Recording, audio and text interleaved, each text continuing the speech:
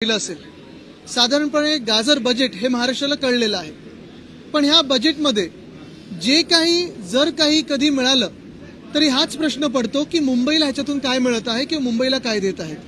आम्ही काही ठराविक मागण्या केल्या होत्या, जसं ज्या स्लममध्ये जे प्रकल्प रखडले आहेत, वर्षानुवर्ष रखडलेत, तर म्हाडा जसं स्वतः बांधण्याची एक त्यांच्याकडे यंत्रणा आहे तसं SRA मधून पण व्हावी ही आमची मागणी होती.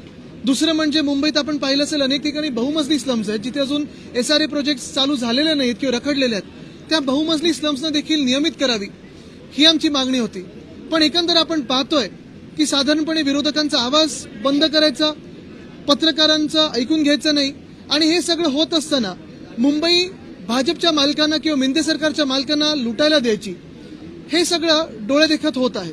मूळ मुद्दा हाच आहे की 3 महिन्यानंतर जे आमचं सरकार येईल ही सगळी लूट तर आम्ही रोखूच, पण ज्यांनी लूट केली आहे त्याला देखील आम्ही सोडणार नाही. त्यांच्यावर चौकशी लावली जाईल आणि जे कोणी भ्रष्ट असतील त्यांना आम्ही जेलमध्ये टाकू. ह्या निर्धाराने हा महाराष्ट्र आता ही निवडणूक पुढे सामोरी जातो. आपण पाहत असाल आज देखील एक मोठा सगळीकडे खुलासा आलेला आहे की ऑक्ट्रॉयची जागा देखील आता अदानी समूहाला देणार, म्हणजे मुलुंडची देणार, मदर डेअरीची देणार, ऑक्ट्रॉयची देणार, अनेक किती काही गोष्टी देणार आहेत. ह्याची यादी आता एकच वाचून दाखवी सरकारने आणि 3 महिन्यानंतर आम्ही त्याची चिरफार करू. मुलुंड गोरेगाव दरम्यान जो टनल आहे त्यासाठी दुसऱ्यांदा निविदा काढण्यात येते, पहिली सुद्धा काढण्यात आली होती. म्हणजे आर्थिक फायदा काढण्यासाठीचा हा नवीन tender Goregaon Mulund link road म्हणजे GMLR ह्याची तरतूद आम्ही वर्षानुवर्ष महानगरपालिकेत केली होती. मला वाटतं सुनील प्रभूजी देखील तेव्हा महापौर होते. अनेक वर्ष आपण पाहता ते FD मध्ये होतं आणि आपण आपल्याला आठवत असेल आत्ता मला जे काही कळते की GMLRचं पुन्हा एकदा भूमिपूजन व्हायला चाललेलं आहे. मूळ मुद्दा हा आहे की दुसऱ्यांदा भूमिपूजन करून करणार तरी काय, कारण 2022च्या मार्च की एप्रिलमध्ये ह्याचं भूमिपूजन मुळात मी केलेलं होतं. मला वाटतं आपल्याच मतदारसंघात हे काम सुरू झालं होतं आणि तो पूर्ण रस्ता त्याचं काम सुरू आहे. टनेल्सची जी गोष्ट आहे ती आमचं महाविकास आघाडीचं सरकार असताना एक टनेलचं टेंडर झालं होतं. माझी जर माहिती चुकीची नसेल आपण पण घ्या, ह्या टनेलचं टेंडर रद्द केलं गेलं खोके सरकार आल्यानंतर, आणि दोन्ही टनेल एका अशा कंपनीला दिले आहेत ज्यांचं इलेक्टोरल बॉन्डमध्ये खूप मोठं नाव गाजलेलं आहे. तर मला वाटतं ही थोडी माहिती घेऊन आपण प्रेसच्या माध्यमातून ती लोकांसमोर आणावी, कारण हा घोटाळा आहे हे इलेक्टोरल बॉन्डसाठी होतंय आणि मुंबई लुटण्याचा जो भाजपचा कार्यक्रम आहे तो सर्रास सुरू आहे. तो 3 महिन्यानंतर आम्ही चौकशी करू जेव्हा आमचं सरकार येईल. त्याच्या आधी तर आम्ही आंदोलनं करतच आहोत. जनतेने निकाल दिलेला आहे लोकसभेत की महाराष्ट्रात भाजपची लूट चालणार नाही आणि तसाच निकाल हा 3 महिन्यानंतर देणार आहे. बेस्टला नव्या बसेस मिळेल असे झालेले आहेत, कारण भारत चीन या तणावामुळे मेगा इंजिनिअरिंग करून केवळ 10% बसेस. आता हीच मला वाटतं ती कंपनी आहे इलेक्ट्रॉनिक बॉन्डवाली, हीच कंपनी आहे टनलवाली. जरा माहिती काढा. पण बेस्टला आपण पाहत असाल आम्ही सतत मागणी करत आलेलो आहोत. मी देखील पत्राच्या मार्फत एक मागणी केलेली आहे की बेस्टला आर्थिक सहकार्य जे काही मिळायचं सहाय्य मिळायचं ते देणं गरजेचं आहे. मुंबई महानगरपालिकेने दिलं गरजेचं आहे. मुंबई महानगरपालिकेला कोणाला पैसे आता देत आहेत, MMRDला पैसे देतात. कदाचित पहिल्यांदा मी ऐकतोय की MMRDला मुंबई महानगरपालिका पैसे देते.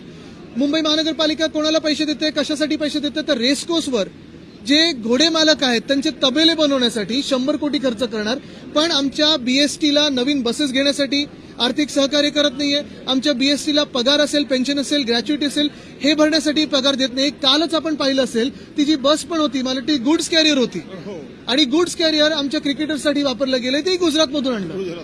2007ला जेव्हा अशीच परेड निघाली होती तेव्हा आपण पाहिलं असेल मुंबई महानगरपालिकेची किंवा BSTची बस होती. काल पण BSTची बस वापरू शकले असते. आपण पाहतोय BSTची ओपन डबल डेकर बस आहे. तर हे सतत भाजपच्या मनात गुजरात प्रेम एवढं काय आणि महाराष्ट्र द्वेष आहे. गुजरात प्रेम भयंकर करा, म्हणजे जेवढं करायचं तेवढं करा, पण ते करत असताना महाराष्ट्र द्वेष करू नका हे आमचं सतत सांगणं आहे.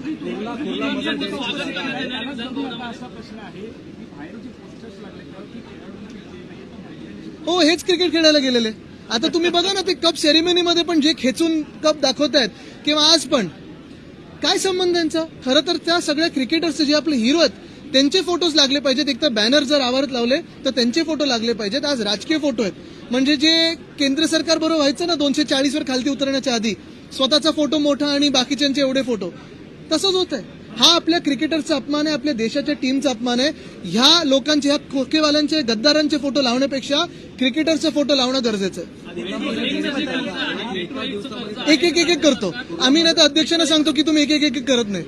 मेट्रोचं कर्ज राज्य सरकार फेडणार आहे आणि एक रकमी हे फेडणार असल्याचं सांगण्यात येत आहे. हे कर्ज फेडण्यासाठी राज्य सरकार दुसरं कर्ज काढण्याची शक्यता आहे काय? आता आपण पाहिलं असेल, आज देखील अर्थमंत्र्यांनी सांगितलं आहे की फायनान्शियल रिस्पॉन्सिबिलिटी आणि बजेट मॅनेजमेंटचे रूल्स आपण त्याला तोडत नाही आहोत, मोडत नाही आहोत. पण जर तुम्ही खरंच जे काही बजेट सादर केले, अर्थसंकल्प सादर केलेला आहे, आधीचं पण आणि आत्ताचं पण एकत्र केला, तर ते ब्रीच करत नाही आहोत का हे तुम्ही खरोखर सांगू शकता का? आणि मेट्रो 1ला आत्ता हे सगळं विकत घेण्याची गरज काय आहे? अनेक वर्ष ही चर्चा सुरू आहे, पण तो आता किती खर्च ओरिजिनली झालेला होता आणि आता आपण किती रकमेला घेत आहोत ह्याची जरा आकडे काढा. डेअरीची जागा आहे ते 10 जून रोजी कशाची?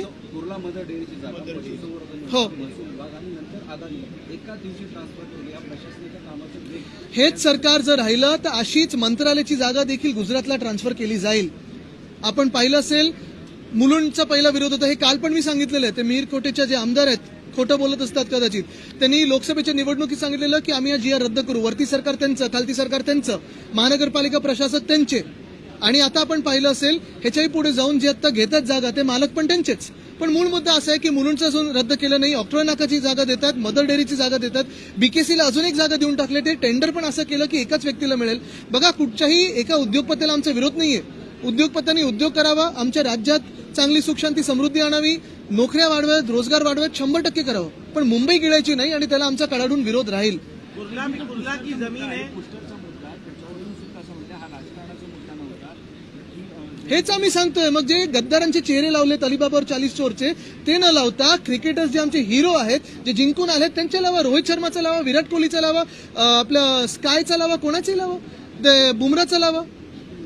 नागपूर जिल्ह्यामध्ये अतिवृष्टीग्रस्त शेतकरी आहेत, त्यांची नुकसान भरपाई बोगस शेतकऱ्यांनी लाटली असा एक अहवाल समोर आलाय. त्याच्यात माझ्याकडे अजून माहिती आलेली आहे. मोठा एक जाडजूड रिपोर्ट माझ्याकडे आलाय, अहवाल आलेला आहे. योग्य तो वेळी हा घोटाळा मी लोकांसमोर आणणार आहोत.